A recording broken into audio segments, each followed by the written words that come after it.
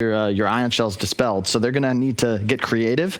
Ultimately, though, that means whoever's safe lane for Liquid's going to free farm. It's going to be the Leshrac, I think. Could also put the Leshrac mid against the Morph. It's true. I think if Liquid loses momentum, though, for even like a second this game, I can't imagine them winning it. But I don't think that's going to happen. I think they're going to swap it. Leshrac can go mid. Lone Druid will legit get every last hit and deny against the Darkseer Shaker lane. So perhaps maybe they'll even look to tri lane. This could get weird, but kind of the last game, too, a bit. Like with the rotations. We will find out. I love the theory crafting, but I need to see. I'm a visual learner, okay? Not this tactile kinesthetic business. Let's find out which team will be able to proceed forward in this immortal bracket and which team will fall down in elimination as we find out in this game number 3. Ah, you're a visual learner, huh? Well, you won't get much better visuals than this. Yeah, soak it in. We're about to head to game 3. Virtus Pro versus Team Liquid. And the panel said it's about to get weird. It's about to get funky, Jenkins. Love the Leshrac. Love the Yes, Leshrac. That's it's what safe said. lane.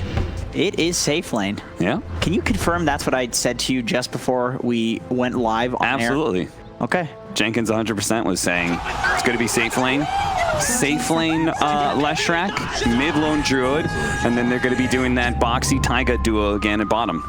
That's what he said. So, okay, getting Boxy, the same hero, just put him on something he was very clearly comfortable with, something that I also think Void Spirit's going to do kind of fine in any game. I mean, I don't see, you know, he just runs around, has got stuns, mobility, like, it's not really a hero that gets countered.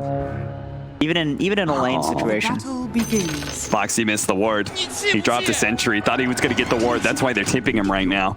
No one saw it. He's like, I know you were going for my ward. GG. Not on that side, you fool. Okay, okay. Stopped him from body blocking the mid wave. And that is something that is probably really important in this matchup, I would gotta imagine. say, dude, yeah? that's pretty cool. That's pretty cool. That is pretty damn Solo cool. God. Even Insania, he's like, I got to take a moment to give props for that play. Yeah, that's not... Oh, man. Both of these teams, they've just been innovating in this series. Yeah. It is so cool to see stuff like that. You do that in your pub, and you're going to probably get reported. Knowing I'm just blame you for having disruption level 1. Why is he in my mid lane? Man, this is such a difficult lane for Darkseer. You have the Oracle Purge and then a ranged hero who's good at clearing the wave. Oh my God, he missed it again.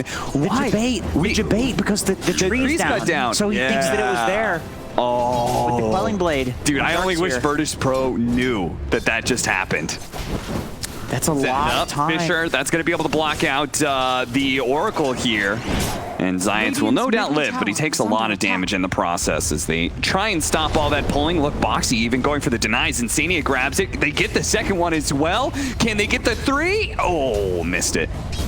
Last one easily picked up by Resolution. Boxy doesn't want to go for that one because it's right under the tower. There's a potential to get fissured in. Very risky.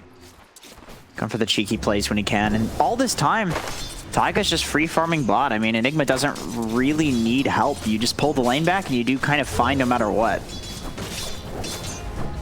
He's not going to own, but he'll do fine. He'll do all right. Fisher lands on the 2 of them. Zions was pretty low. Boxy is not going to do enough to finish them. They take a lot of tower shots trying to get that kill. That is the ever-coveted first blood. That's why they're willing to take those kind of risks to get it. The extra net worth is quite helpful. What about this mid lane matchup? I mean, this is classic Team Liquid. Yes, mid Koifa, important hero in the lone Druid. But just because something is your wheelhouse, something that is unique, doesn't necessarily mean you're going to win with it, right, Jenkins? No, I honestly feel like you probably want to leave this lane at some point and go jungle or go push a side lane tower, maybe like at 5 minutes in, and let Boxy have the lane, because this is not a lone Druid favored matchup. It is for the first couple of waves, but we saw the play that Solo made. That's why he made the play, making sure that he couldn't body block. It gave Morphling his level 2, level 3 on his hill, and now he just stat morphs and hits the bear. Yeah. The way you beat Lone Druid is not by hitting the hero, it's by hitting the bear, and Morphling is perfectly fine at doing that with the high base damage that he has. Yeah, he is top CS, able to trade very efficiently when he does get hit because, oh, look at that, he's 400 health. Look how effective that tango is. It's A little silly. They do have the bottle on the Morphling as well, so he's going to make even more efficient usage out of that. Ooh, look at the hard camp farming there. It's a good thing that Boxy didn't run up there for Virtus Pro, otherwise they would have seen what was happening. Fisher, just to protect him, he does get chain stun. The Aether Remnant's going to be able to pull him back, and that will be a kill. First blood for Midgate. Man, once again, Boxy with the really nice placement of these Aether Remnants. Like, he really uses these angles to his advantage. A lot of people just kind of throw it directly from them. They don't use, like, the vector targeting that well. But Boxy knows this hero. Yeah, and I think the really nice thing there was that he made sure he got like max duration stun, right? He made sure not to combo it up too heavily or overlap stuns with the Split Earth. Yeah, Darkseer very tanky, also can just surge himself out, so yeah, you definitely have to make that play on him like that. 4-minute power runes, all important because we talked about the Morphling's going to make good use of those charges. Well, if he doesn't get a refill on a bottle, Quaitha has a better chance at being able to win this lane, though he is pretty far behind in CS right now, 18-0 to 28-7 on no one. It's got to be pretty frustrating that a Morphling wins the matchup so hard that he can be at 20% HP and waveform on to the Lone Druid. Oh, they're not even going to go for him. They're just... It's crazy. Taiga's just totally alone down here, but perfectly fine because, I mean, Ember, SD, they don't really put that much pressure on. They're just kind of like slow harass heroes. They're not kill heroes. And Enigma's like, okay, well, I'll just chill and pull the wave back and then farm under my tower. It's double damage, Boxy. Hoping to do some work with it, but is chased away by the two heroes. He's going to see this hard camp that was being farmed, stacked up, and then farmed with ion shells. He tried to go for the steal there, leveling up the nuke on Void Spirit, but Zayats uses the... Oh, he grabbed the bounty rune before Boxy was able to get the disable. Still, though, they're completely zoned down a lane, and he won't be able to get the other bounty rune. Still, that will actually be 3, though. Yeah, 3 for VP. I mean, you've only got one person down here. Taiga's not going to get it. He's so busy pulling the lane back, trying to get as much XP as he possibly can down here. And you would expect to get that top one, the top 2. Flame Guard doing some okay damage here. Taiga's still going to be able to walk away.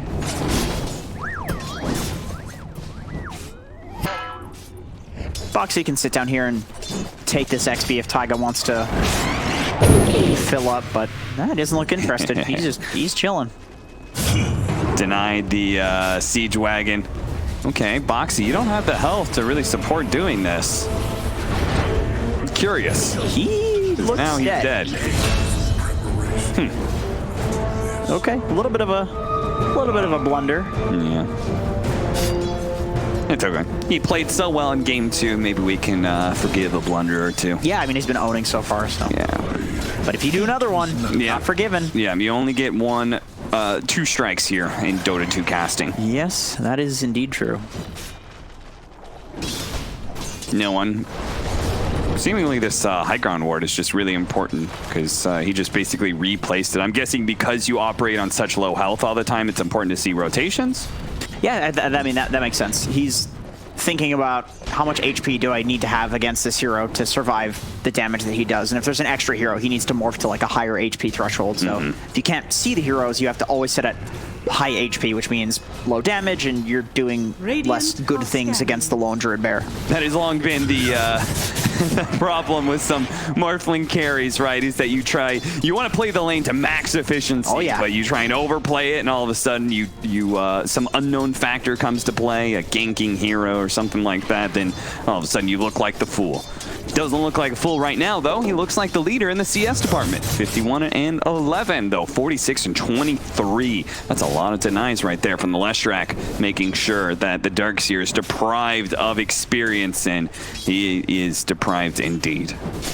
One stark difference between this game and a lot of VP's games is the fact that we have ILTW on a more active hero, and no one is on this hard farming hero mid. And I mean, they're obviously great players, and they can definitely handle these particular roles, but we'll see against Liquid if if they're just as comfortable doing this sort of style. Yeah, I feel like so we're going to watch Boxy trying to simulate away here. ILTW will catch up to him, and Zayats is there on the other side to lay out a Fisher. Didn't have the angle quite, and Zayats just doesn't throw it out at all. ILTW found his flame guard burned away. What level is that? Yeah, it's only level 2. I was going to say, there's no way he took enough damage to have a level 3 flame guard. Yeah, no way. There's very little that will tip. Oh, okay. They're going to go for him with the black hole with all these eidolons. Taiga, did he make the correct call? He certainly did. A level 5 Ember Spirit has little chance to escape something like that. But this is 2 games in a row that he kills ILTW like this. Yeah. Gets the hole, and then just the pure damage is too much. I mean, this was a solo kill, though. There's 2 heroes down here, and he's still getting this kill on the enemy carry. Yeah, that was, again, level 5 Ember Spirit. Taiga's going to be level 8 by the time Ember Spirit comes back to lane. Dude, think about this. He literally solo offlaned. He did not have Boxy with him. Yep. And he just solo killed the enemy carry. Taiga's beast. Taiga's actually a god. He might legitimately be the reincarnation of Jesus. Wow, let's not get too far ahead of ourselves. Well, I don't want to go with the, Jenkins. I mean, so we won't be talking about snakes and things. We know how It's that Lax's territory. Look at these stacks. Juicy stacks. That is basically the most. Yeah. A lot of golems, though. Mickey will be annoyed at that, I'm sure. But at least the hard camp can't spawn golems, can it? Man, I wish I could hear the cha-ching noises.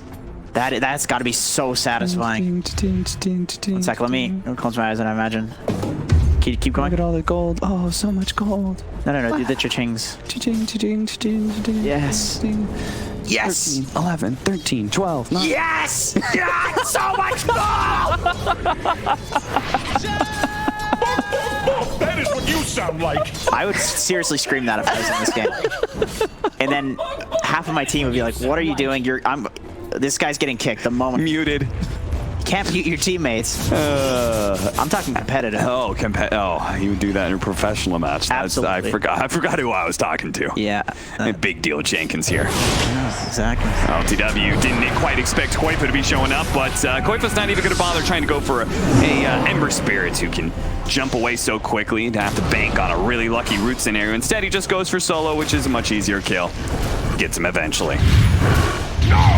I like this from Koifa. It's not super beneficial to just sit there farming versus a Morphling. To even jungle on Lone Druid's not particularly fast with the nerfs to the root. Yeah, but look what's happening in this mid lane. They know a support's going to be left here, and Zayats is trying to like punish this. Oh, McKay wants to get the stun from trees because then they can maybe kill him. Yule Scepter. He has to time this perfectly. It has to be perfect, otherwise he gets the Strength Morph off and he lives. And that's what happened. I'm pretty sure you can literally just click Strength Morph.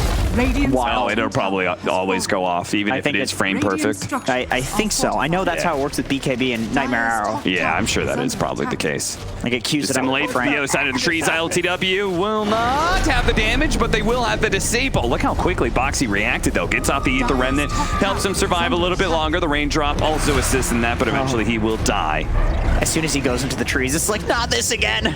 But no, he's not. Where's the roots? There it is. Disruption going down, trying to buy himself some time here. Fisher blocking the retreat here. Taiga tries to make his way around. Mickey to the rescue. Yule Scepter up. He's going to blow up this Earthshaker. Earthshaker tries to get the damage off beforehand, but he still gets stunned up. Hit by the Echo Slam, but Mickey keeps on trucking. He's going to try and run down this Morphling now. Can they actually bring down the Strength Morph? It's looking like they can. Virtus Pro trying to get in there to stop it, but no. They are denied that opportunity, and now Solo. It started with running down Solo, and it seems like it'll end with trying to run him down, and instead turning around and going for the Tier 1 tower. Another lineup that Liquid has some very clear power to push towers. A little bit aggressive here from Mickey, but they do have the Oracle save, so he should be fine. Yeah. Man, I haven't actually seen that duo in a while, but man, I remember I loved having Oracle on Leshrac or vice versa. Yeah, because the way you deal with Leshrac's insane damage is by just killing him when he runs in. Yep. Same with Death Prophet, same with Terrorblade. It's this Glass Cannon plus Oracle combo. It's very nice, especially when the Glass Cannon also happens to push towers. So if they don't fight you, you just take the towers in the exact same way.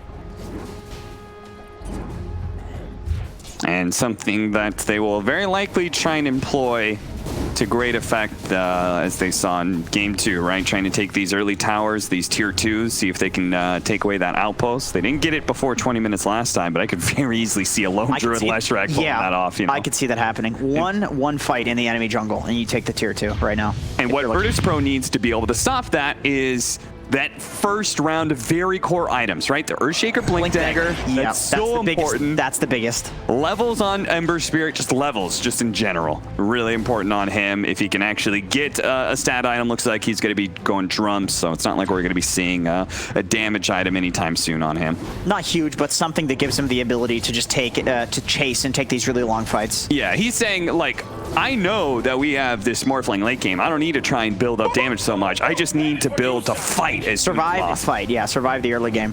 But with that being said, I feel like this is a way better Enigma game than the last one. You don't have the Chronosphere to stop it, you know? It's really Fissure? It's actually Fissure. Yeah. Fissure, Vacuum, like they Disruption, all Vacuum. pseudo-disables. Yeah, they all have some sort of range form of disable, but nothing through BKB. Nothing through BKB. So Taiga, he might make that a priority in this game. He melts the Morphling too because it's percentage damage on the Midnight Pulse. They see the bear here, but that's all they'll see. The big bear, the Papa Bear, he's already gone. And he leaves the bear out like that, so if they come near, he can just fear them away. Yeah, saw the odds at the start of this game 3, and people, they become believers in Liquid. The first time Liquid has been favored in this series. I gotta say, man, like the last game, they looked like a totally different team. I think somebody said they like rediscovered. Yeah, that was Sheever's opening. Shout out to that one. The analysts loved that one too. They said it was very apt, and I can't. What? Oh, that was not the right morph. That was the wrong morph. Good sir. The wrong button, sir. That is what you sound like. It's like, bro, he's fine, right? He's got to be fine. He's gonna press that red. That was the green one. Red for danger. You got to remember that. Red for danger. Yep. Danger, Will Robinson. ILTW is going to be able to jump away.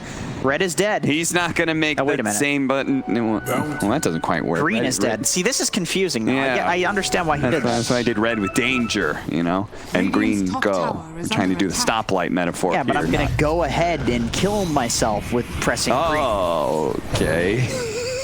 Right? Sure. There's different ways you can interpret this is the problem. And red is dead because I won't die. Yes. Yes. Brilliant. Oh, wow. You should definitely stay away from trying to make rhymes about snakes. It'd be very confusing. This is, I don't want to go back to the snakes. There's been too many snakes today. What is it? Red on yellow, you're a dead fellow? Something like that. Something like Or actually, you know what? That is also confusing because I think it's red on black. You're dead, Jack. Well, you could rhyme. I mean, that's cheating. Using a name. Well, that's the thing. The rhyme is supposed to go. It includes fellow and Jack, but like you can fit. I'm gonna look this up. Nick ain't gonna be able to find the Yule Scepter and get the kill onto an Earthshaker who is so close to his Blink Dagger. Jenkins, why'd they bring him? He just needed an easy camp worth of farm to have his Blink. Red on black. That was whack. Don't die before your Blink Dagger, dog. Get that Blink, farm it up, and hit up that team fight. Press Echo Slam. Are you looking it up? Are you serious? No, I'm not looking it up. That would be unprofessional on broadcast. I don't believe very you. focused on this Dota 2 game, Jenkins. Jesus. I see 6K gold Think lead. I'm an amateur? You said you wanted to see a back and forth match. This is looking This is not looking like very that. Liquid favorite. Although with that being said, you know, it's still very interesting in the sense that it was a complete stomp for VP in the first game. So it makes it honestly more impressive for Liquid if they just continue to snowball this one, because they did a complete 180. Yeah. Radiant's top tower. Liquid, or excuse me, Virtus Pro still have plenty of options to be able to turn this game around. They do, after all, have the big late game hero in the Morphling. We have yet to see them fight with their team fight initiator in the Earthshaker, who should be getting his Blink Dagger now out of the jungle. You see him farming up a hard camp. So it's like we're judging this off of a Virtus Pro that hasn't really been able to fight back yet. See what they can change here, but first it's going to be pick off here on a solo as Yule Scepter into a kill. Over and over again, this is going to be the play. Literally everything in this game is now falling onto the shoulders of this Earthshaker. He has got to hit a great Echo Slam on the Oracle +1. Honestly, one of the nice things about having Earthshaker versus Oracle is that you don't even need to hit him with the Echo Slam. As long as you have Fissure, you can Echo 2 and then Fissure the backlines, and you can get the Oracle and then kill the 2 before Oracle can get the save off. Red touching black, safe for Jack. Red touching yellow, kill a fellow. Just in case you find a red, yellow. Oh, there's the Echo Slam initiation dodges on the 2, but the Oracle save. It bails out Mickey, and that means they still got all the damage in the tank here to pump out as ILTW tries to get the... Oh, he gets away! The Sleight of Fist into the Remnant, jump out, still gets hit by the Aether Remnant, but he almost died back there. ILTW with the quick fingers. That would have been the game. Like, if he dies back there, I don't know how they recover. And man, that Oracle save too, not only did he get the ult off, he was able to put the Fate's Edict as well, preventing the Morphling Ethereal Blade damage completely. Like, he nullified this Morphling's entire item. All of the damage is on this Morphling. Like, he's gotta hit somebody with this if they want to kill them. So, Fate's Edict, man, if you can get that on somebody and they... Percy just blow him up. Yeah, there it is. Oracle wasn't close enough or fast enough to get off the Fate's Edict. Deny that. Boxy won't jump away there from the Enigma, but it looks like he turns into a Void Spirit to be able to get the Aether Remnant onto Boxy, so he can't re-Astral Step. The Bear's back out, though. It's caught the Ember Spirit. Ember Spirit needs some help here. He's gets rooted again. He's going to be in trouble. He's disarmed right now. Finally, Hero gets a little bit close, but still not another route. And Mech from the Darks here really helps out there. And the fact that he was able to slide a fist to that camp. We're going to watch that one again. The Echo Slam comes in off of the vacuum. It looks very beautiful, and it kills the Void Spirit. Yeah, look then at that there's the save from Mickey, though. Beautiful, man. He saves 2 people from that Echo. But then this black hole, man, it was straight up dieback that would have allowed Liquid to finish off Roshan, very likely. Yeah. If ILTW doesn't clutch that, he loses the game. Like, he needed to clutch that. So good on him for buying back there and keeping himself in the game. Yeah, and I don't want to put too much blame, but I'm sure Taiga's kicking himself going like, did I really need to Midnight Pulse? True. Yeah, it's a tough hero because he can make that play. Yeah. It's a tough hero to catch. Exactly. But if you do catch him, he's dead 100% of the time. There are no items. Oh, once again, Resolution sneaks away the bounty rune just before he's disabled. Midas on Enigma. I think this is great. Midas, whenever it's popular, is always Enigma's like second or first choice. Blink Dagger because there's not much to cancel the hole when these early team fights, and then Midas because this hero functions so well with levels, with the BKB, with an Octarine core, with that late game farm. Like, he is your carry, no matter what.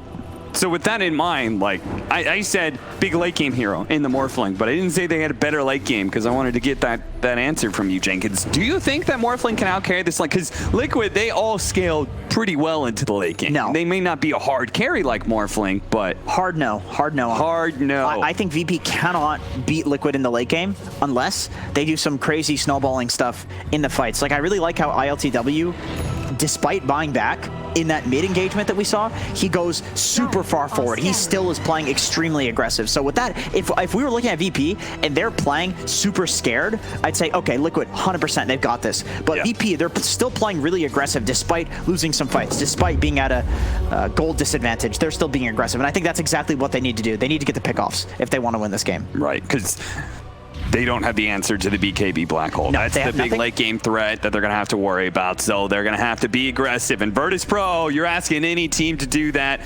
against a tier 1 team. Virtus Pro has proven time and time again they can pull that off. Yeah, for sure. I would be concerned if they weren't being aggressive and still playing like they have an advantage. Like, it's really good to see that they're doing this. They know what the stakes are in this game. They know that they have to do this. So what is the next timing, do you think, for Virtus Pro? Because, like, if we're saying, okay, there's this late game threat looming from Team Liquid, but we also have this Morphling who needs, you know, time to just be what Morphling is. I honestly think you just go with every Echo Slam. That's all you need to do. Just go Echo Slam and try to get a pick off with it. Okay. Start with the pick off. A fight every 2 minutes. I can be down with that. A potential dieback online here, but Solo gets the disruption. The black hole. It catches the 2 with the Ember Spirit on the side. Make it a 3. A trio of heroes trapped in the darkness in Virtus Pro. They have lost 4, and they're gonna lose this Roshan unless no one can do something amazing here, which I don't even know if he's willing to try. It's a throw if he goes for this. Yeah. It's a huge throw. And that's the Bloodstone too for Mickey. So he's got an Aegis, he's got an 18 charge Bloodstone, and by God, by the next time they fight, he might have a BKB. He is, you know, we talked about the Enigma, like Mickey's gonna be a real problem too in this game. Yeah, and it all starts with this Ember Spirit pickoff, but Science on the front lines. And Darkseer as well. Yeah. Like, those are the two heroes that you need to catch, right? And Taiga was like, okay. I mean, I guess the problem is VP doesn't really have any frontliners. Yeah. Like, I think in that situation, Darkseer has to be the frontliner, because he has to go for wall vacuum. But Earthshaker and Science Ember, cannot get caught in that situation. He is both the Fisher is able to stop the black hole, and he's the big follow-up. Like, he can, before even the black hole happened, Koipa pinged him with the bear. So he already disabled the blink dagger. Yeah, that is exactly what you'd like to see if you have an Enigma on your team. The disruption honestly set up for the Ember to be caught. Oh, nice kill. Nice kill. It's not like incredibly impactful, but at least you know he doesn't have Aegis to work with. He didn't have to blow the Echo Slam for that, but maybe they can still take some team fights without it. We'll have to see. Unfortunately, Insania was not quite in position, I believe, to get the Oracle ulti off. Just a little bit out of range. I think he probably would have liked to save the Aegis, because Oracle ulti level 2, it's really not that long of a cooldown. Maybe it's level 1, didn't see what level he was. Still, it's not a huge cooldown. Probability, yeah, I'd say that's about, I don't know. I feel like it's probably higher than that, honestly. This Enigma, like, I just don't see what the solution is. Look at the VP cores. Which one of these heroes can ever survive a black hole with any amount of items that they can get? Right. None of them can. If there was a Wraith King in the game, it would be different. We don't care about black hole. Sure. He needs a refresher. Boxy. They're going to run straight into him. Ash will step away to simulate. Oh, he's hiding in the trees, but they know he's there. They pull him back in with a vacuum. They hit him with the chain stun. And is he still going to get out? He didn't actually die to all that burst damage. Zayat, they see the dissimulate. They know where he landed. They landed over here. They're going to throw the wall directly on him. And he does not have a dissimulate. He does not have Astral Step for 5 seconds. They don't actually have vision of him in there. And so he gets the Astral Step off. How did they lose the vision? I thought they had his illusion in there. I think the illusions that spawned knocked him into a little tree line. Yeah. He got knocked over to the side. Yeah, you're right. How does this keep happening with Boxy? I don't know, man. He just survives these crazy ganks in the trees. Hell, there it is. Oh, yeah, that is... Doomsday has a name. And it's Taiga. He's coming with the BKB. Mickey has his as well. Virtus Pro. We're going to need some fancy footwork and even better team fighting to be able to stop this one. But starting off with a pickoff on an Ember Spear, that's certainly not what Virtus Pro wants. Solo will exchange his life for ILTWs. You sound like... I like that Taiga doesn't even commit the black hole there for the Ember, even though it would have been a very easy black hole setup with the Solo disrupting once again, because he knows that he can just hit a 3-man black hole in the fight. There's not much that they can do about it with their heroes. When he has the BKB, it's free, so he's not going to use it because he knows that as long as he has the black hole up, VP can't fight. Dire's bottom tower is under attack. Radiant's middle tower is under attack. Now it's time to chomp on some towers. Radiant's middle tower has fallen. Tier 2's dead. There is still this Earthshaker on the side lane, so he's not here, and then Liquid, just jump right in, jeez. Pull back in, trying to catch him with a Fisher, didn't actually land, and the Astral steps back down to the low ground. Meanwhile, Mickey, self-fuel Scepter on accident, I assume. You have to fight against these heroes, though. You have a Lone Druid and a Leshrac. No one gets hit by the stun. Zayat's gonna have to be very patient. You cannot just jump on the first hero you see. Bloodstone, so they will keep the Oracle ultimate intact for now. They don't want to have to blow it on just a bit of harassment, something that Virtus Pro, they haven't really truly committed just yet. Yeah, he can always just heal him up. Fate's Edict, pop a couple of heals, not going to take any damage. He'll come back in, full HP. Coming back out, ILTW investigates inside of the trees. They're still around here. They know it too because of the scan. Now they've backed away. And Liquid playing really disciplined here. See the spread of Virtus Pro heroes. They've got to be very wary of that black hole that has lost them some team fights. Taiga, he's doing a great job. Insania as well, playing the back line. They're not playing close to the front at all. McKay is just running in like a madman, and it is working wonders for their formation. Boots of Travel being built by McKay, so he's going to try and deal with what is probably the inevitable split push of Virtus Pro at this point. It has to come in now. That's the only way that they stay in the game and delay to take a potential good team fight. Yeah. And I think he's probably strong enough to sit in these side lanes between Bloodstone and BKB. They're going to need to expend everything on him to kill him, so it feels like the right time to buy those travels. Tier 3 items are available, so we're going to have to pick up some of those. Regen for ILTW. See if he's able to make much use of it, though, because most of the time he's just been getting killed 100-0 here. They're going to try and catch him with this Aether Remnant setup, and they do get him. He had a Spirit out, but he didn't get the chance to jump to it. Dire's top tower. Another one of those things that you can actually use during the Yule Scepter. Yeah, the purgeability of the Oracle. Yeah. We saw that with Sven Stun earlier this week. It's convenient for setting up on these Ember Spirit heroes where I think it's borderline impossible to hit the... That's so rough. He's dead for 20 seconds, but they just got the level 15 talent on the Darkseer. That extra health could be crucial. They're going to commit it. The BKB Black Hole initiation goes off on the Earthshaker, or the Morphling, but they save him with the disruption. No one's going to be okay here as he backs up, morphed up to strength. He does have to head back to the fountain, but Liquid, they do not. They've only got a few seconds to work with. They say that's not enough to go for the melee barracks. So let's back it up, reset. I think after that fight, if you're Liquid, you probably think like, okay, the way we need to play this is somebody goes in first and starts the fight, and then Taiga counter initiates, because if they're just set up on VP, Solo can do that every single time, right? But the problem is when he's forced to use that first, because there's some other sort of initiation. And, you know, I'm interested, and I understand why they tried it, because it's like, all right, let's just use the hole in the Morphling. He's the only potential problem in this game. See what happens. But clearly that's not going to work. This is going to be a very repeatable thing that we just saw. And I think Solo's going to be in position.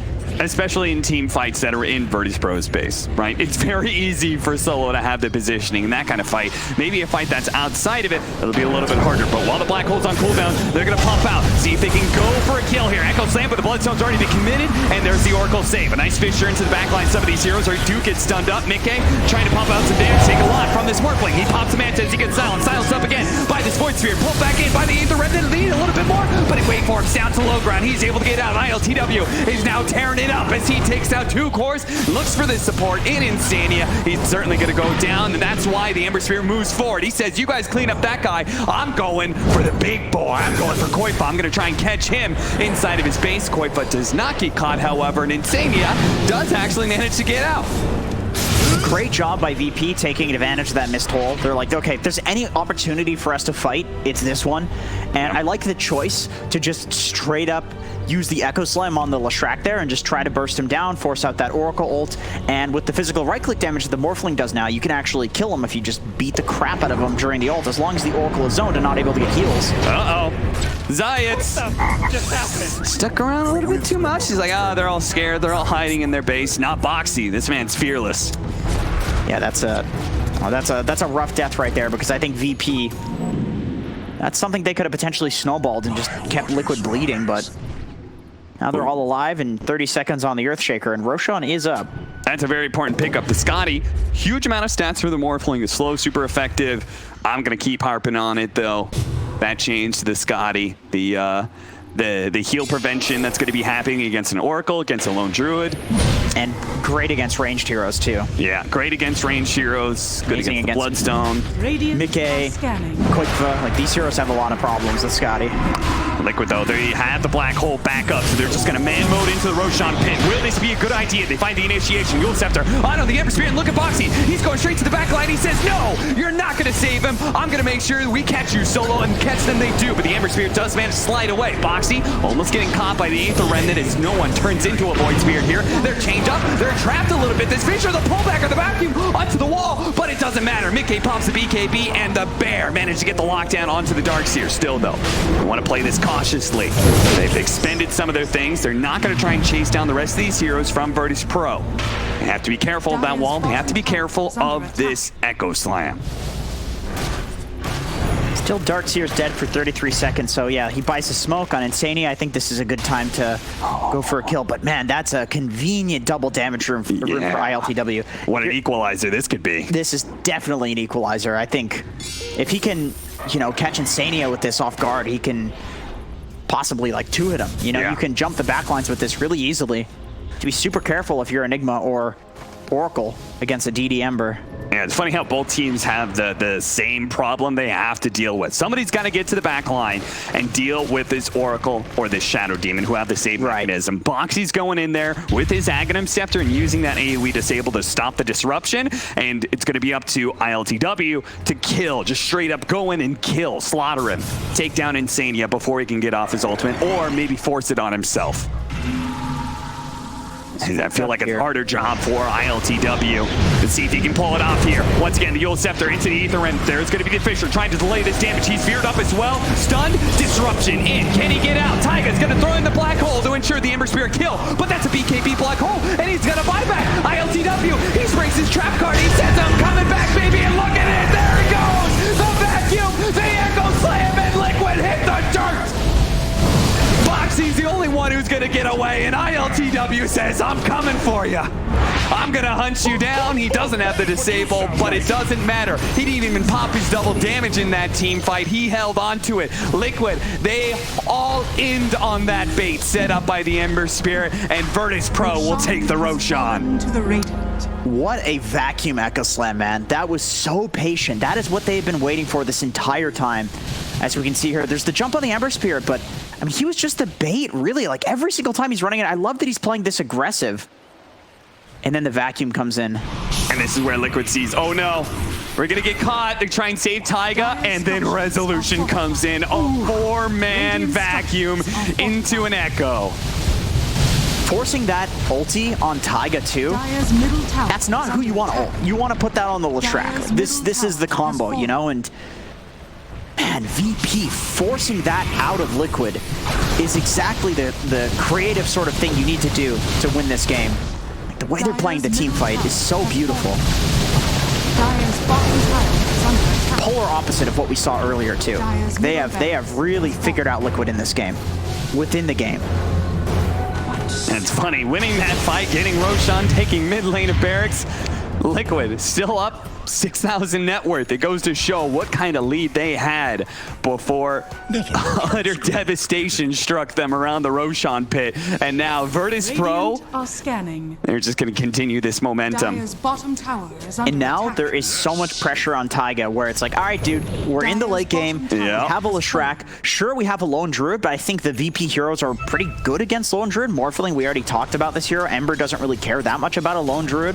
Darkseer doesn't like playing against Lone Druid, but now it's all on this Enigma to hit a big hole. You can't just go for the Morphling now. We've seen that. It didn't work. You can't just go for the Ember. We've seen that. It didn't work.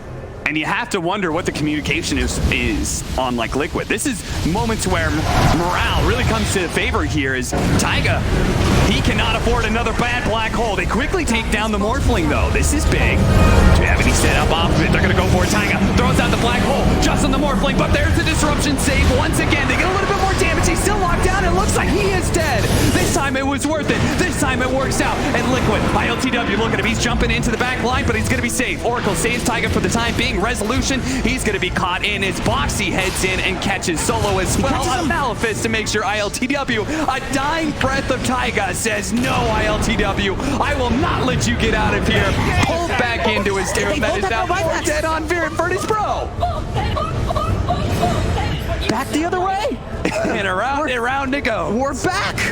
Now the question is, Jenkins, how much can Liquid get to, oh my god, how much can they get done with a double damage Lone Druid? Bear. Okay, if this was in the last patch, this would be dog shit. But they changed the Lone Druid damage back to base damage. So it's still not that good, but it's way better than it was in the last patch. Yeah. And he's got 35 seconds for the Morphling, 77 for the Ember Spirit. Look at Zayas. He's looking to cut the creep. Oh, yeah, that's the way he's landed. And He said no! It's so good! You're not allowed to go into the base! Dude, he's a genius! What a god! They tip him. He takes no risks. He ensures that the push high ground will not happen right now. And the thing is, Liquid, you know what the best part is? I don't think they know that Morphling didn't have buyback. They know Ember Spirit does, right? Yep. But seeing that Echo Slam, seeing what Science just did. We could have won! It confirms it. It 100% confirms it. Why did he do that? Because the Morphling didn't have buyback. Because we could have ended the game right there. I mean, it also confirms that ILTW probably doesn't have buyback as well, which means you have 35 seconds. Well, they know that. It's 3.5 minutes still for his buyback, so Liquid's still going to go in here with some confidence. See if they can take at least the mid lane of barracks and even things up. Radiant's middle barracks has fallen. But they do have to back away. The Ember Spirit's coming back soon. So now, the Radiant's ball is in middle VP's barracks are court. under attack. They need to do the same sort of team fight execution. I don't think that the bar is as high as it was before, where you need to hit that 4-man beautiful vacuum into Echo Slam, but they need to hit some important targets. Jenkins. I think 2 or 3, man. Jenkins, what do you do now if you're Virtus Pro? Disruption will not save anybody now. There is a refresher on the Radiant Enigma. are scanning. Disruption only saves you from one black hole. This What is do you do true. about the second one? There is a window. There is a window between the holes.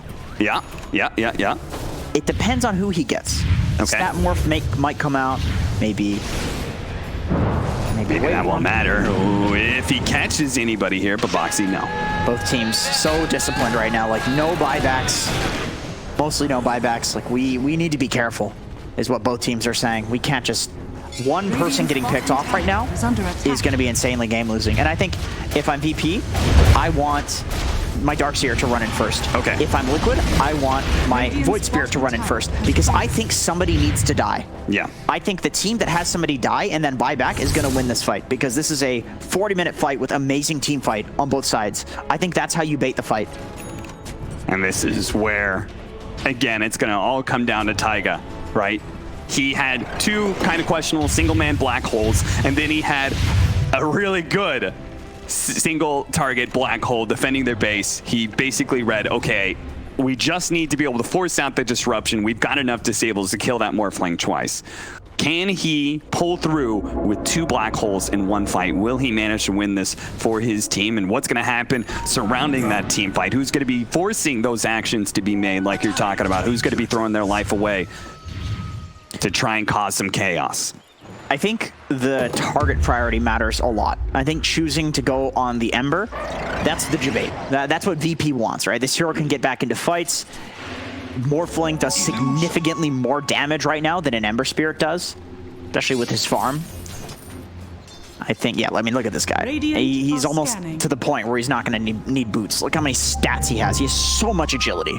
Yeah. You have to kill this hero, and I think Enigma is the only hero that can really set up to kill him with the percentage damage. Unfortunately, it's not pure anymore, but it is a lot of percentage magic damage, and this hero has 56 armor.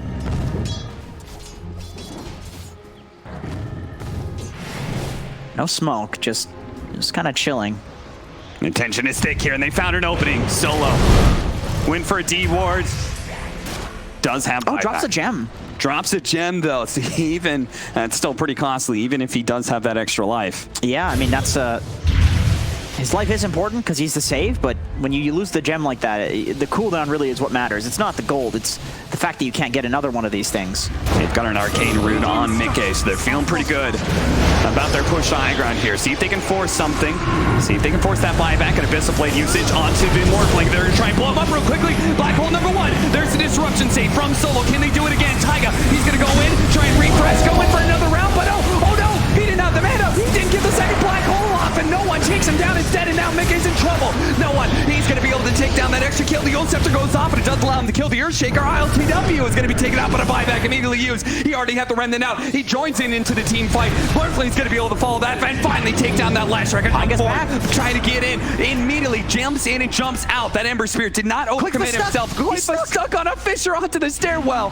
But Virtus Pro have seen all the buybacks coming out from Liquid. They know there's a black hole still in reserve. They know there is the potential for an end game here, and they do not want to stumble into disaster. Cap, that was 7 buybacks. 7 buybacks. I don't think I've ever seen that many buybacks in a Dota game.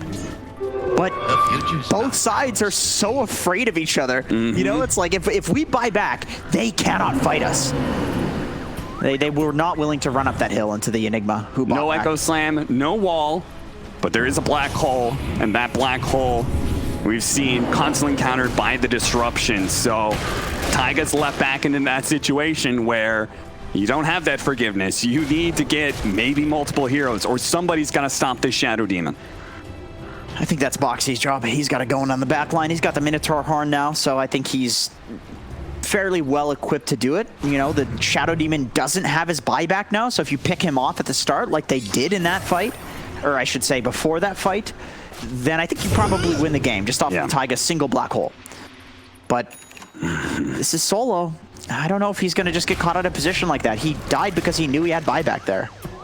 Lotus Orb on the Darkseer. And look how close those odds are. That just represents like how close this game has been. Back and forth. It's been stomp in one direction and then in the other. It's been crazy. It's been a roller coaster, but it has been back and forth.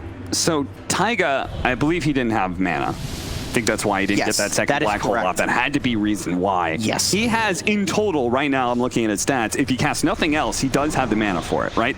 Barely. 1375 out of 1500. That's what it's going to cost you. It's a real problem. Usually you'll go for this refresher after an Octarine, and that's why, because you don't actually have mana to cast all of these spells. It's a fairly recent change to the Enigma. The mana cost on Black Hole got increased significantly. Yeah. It was already pretty high.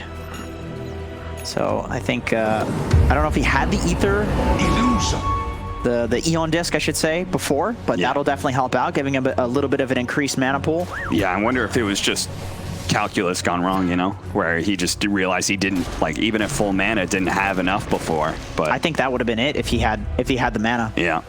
Even so low, it was really just the Morphling that was doing the damage to him. So if he could have held him, he would have been stuck there for the full duration. 5-man smoke up from Liquid. Taiga maybe closing in. They're going to just double jump in. Boxy immediately trying to find whoever he can here, activating the Minotaur Horde.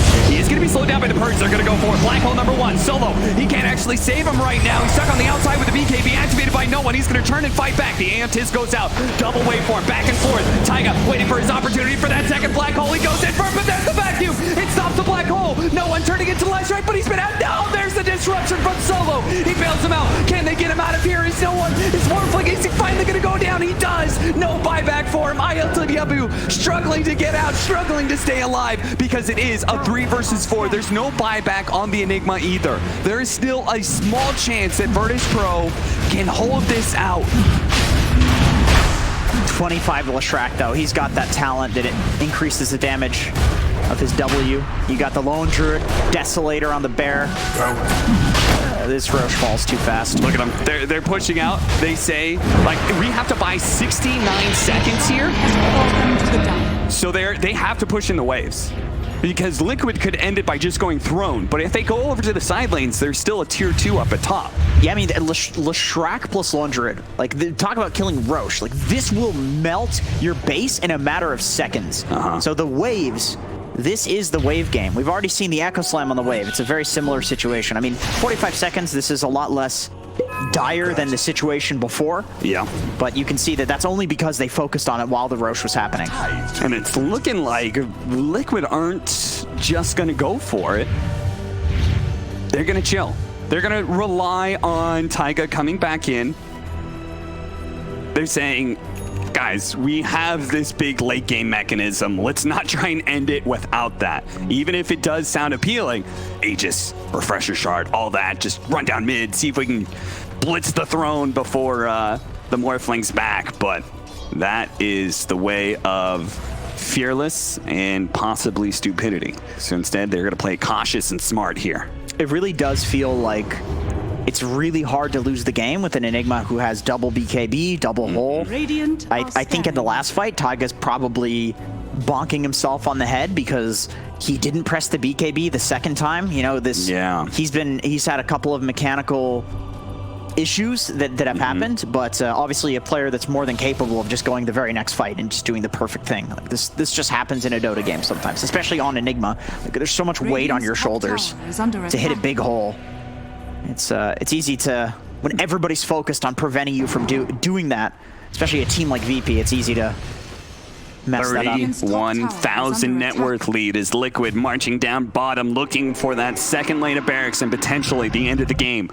But if they overstep themselves, if they lose this fight to Virtus Pro, they could just as easily lose this game 3 and be eliminated from the Omega League. Boxy, he's going to strike first. He's the only one with buyback in this game right now. Activates the Minotaur Horn, dodges the Fissure. Meanwhile, the False Promise used on the Bear here to try and take down the barracks, but it will be killed.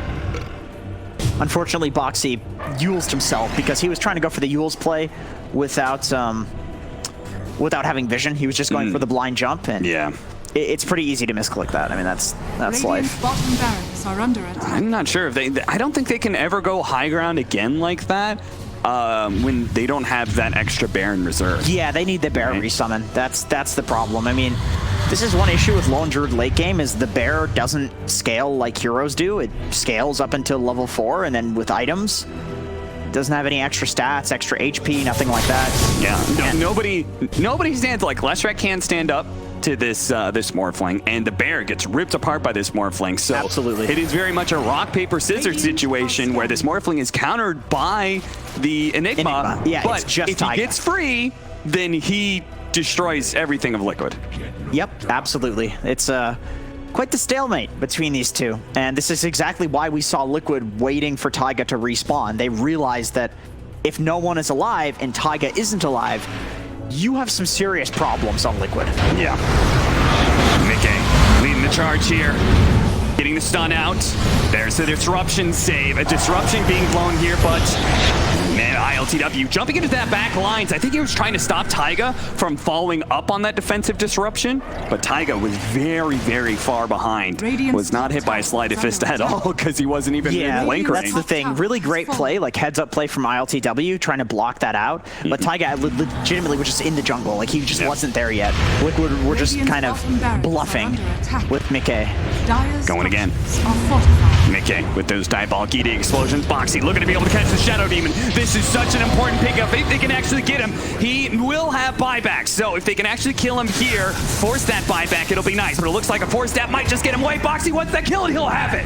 Inside of the fountain, they pick it up. Now Boxy just needs to be able to retreat, but he's been chained up, activates the Minotaur Horn, and starts backing away. Meanwhile, the lane of barracks is gone. Liquid cannot go for Megas just yet. They're going to have to wrap around. Looks like the tier 2 did die at top. A giant creep wave killed the tier 2. That was just terrible timing, terrible luck for VP. I mean, I'm sure Liquid pushed it earlier, but it's always unfortunate when that happens. You're forced to defend this bot lane of Rax, and then a creep wave that has like 6 range creeps just tears through your tier 2 tower, which would have been a really nice bastion of defense for VP in this game that they can't get Megas, but now that is open. Liquid will no doubt know the timing. I mean, if their buybacks are up, like, they've all been expended at the same time, right? Yep. And so that is something that this next push, you may have watched that last one, been like, oh, Virtus Pro, they just kind of got rolled over. This next one is a lot harder, right? Because it is inherently to the defender's advantage when buybacks are a thing, right? Absolutely. Not everybody has boots of travel at this point. Maybe soon, but not yet. So, yeah, we only have 1 pair. So really, it's Mickey that can die here and then buy back and come in, which I think is probably why he's frontlining. And they're looking. It's some sort of animation there. Look at this. Virtus Pro wrapping around on the side. They're not going to let Liquid get set up here. They're going to go in. They're going to go for Taiga. Taiga activates his BKB. The Echo Slam goes out for the black hole. It locks down the 2. Catching the Morphling as well. A refresh. Another one. Is Taiga going to go for it onto the Morphling? He will. The Soul Morphling. That's going to lock him down. The buybacks are flowing in now. No one still survived through it all, though. Managed to get back. And now ILTW, he strikes on his life. He's going to be able to run down Taiga, who buys back now, but caught by the Yule Scepter into the Aether Remnant again. He does have buyback as well. But the throne for Taiga, Koifa, they're going for the throne, but the bear is dead, and the Eidolons won't do the damage. Liquid, they tried to make the next level play and go while VP was distracted, but the buybacks, they defend, they hold the throne, they barely keep it alive just in time. And ILTW, he knows it's time to strike, it's time to catch somebody. Caught by the Yule Scepter, the Remnant combination though, and TP out from the Leshrac. He goes back, he goes for the fountain, he's going for the throne, he's trying with the diabolic eating, but it's being soaked up. The false promise will end soon, and Mickey will die. The throne is still intact. He's going to buy back. He's going to buy back. Can he get there fast enough, though? If they can get the bear or Mickey, they both do so much damage. They do so much, and the bear It just takes down ILTW. That's a dieback. Does he have a rape? He has to go for the bear. Need Mullen. He has to kill this bear right now. The false promise is going to be used. The bear stunning above no one right now. They don't really have a whole lot of control for him, but the BKB is going to wear out soon. He has to start backing away. He has to get back to the bounce, but he has to turn in. He's being pulled back in by the Ember, and then he's dead. Meanwhile, the throne, he's going for it. Eidolon, Taiga with the Eidolons will finish it up. Taiga comes through in the